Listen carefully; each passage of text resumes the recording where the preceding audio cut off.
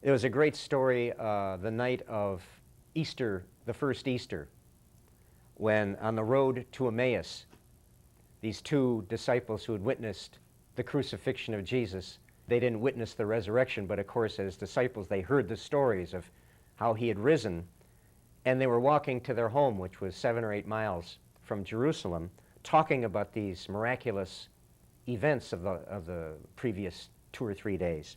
Jesus appeared suddenly to them. They didn't know it was Jesus. It didn't look like him. He was just a stranger. And they walked with him and talked, and he played dumb. He said, what's been going on? They said, you must be a stranger in these parts not to know what's been going on, because this marvelous prophet died and then was resurrected, and it's all that anyone is talking about.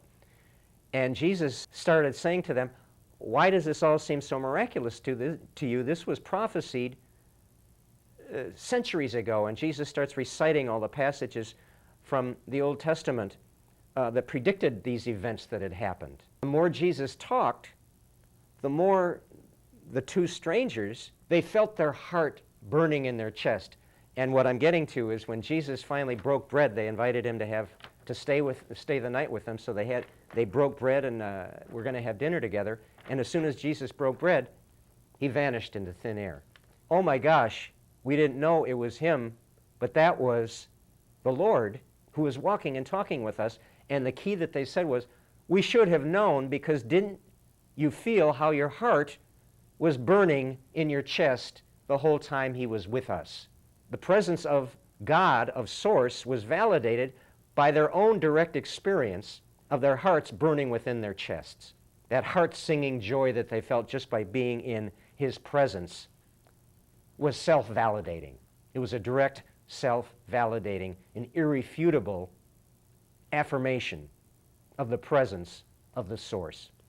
Another appearance Jesus made after the resurrection, the night that the disciples had been fishing all night and caught nothing on the Sea of Galilee.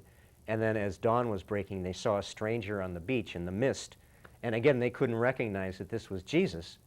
But John and Peter had this discussion amongst themselves, and as they looked at this stranger, and the stranger said, oh, cast your nets over there, and they caught all this fish, and then somehow it starts to click in their heads, oh, this isn't just any ordinary stranger. John finally said, they recognize it's the Lord. And Peter goes bounding out of the boat. He's practically walking on water, churning to get to the Lord on the shore. He couldn't even have the patience to wait until the boat could reach the land. But again, how did he recognize that this stranger in the dim light of dawn was the Lord? It was the same as the two men walking to Emmaus.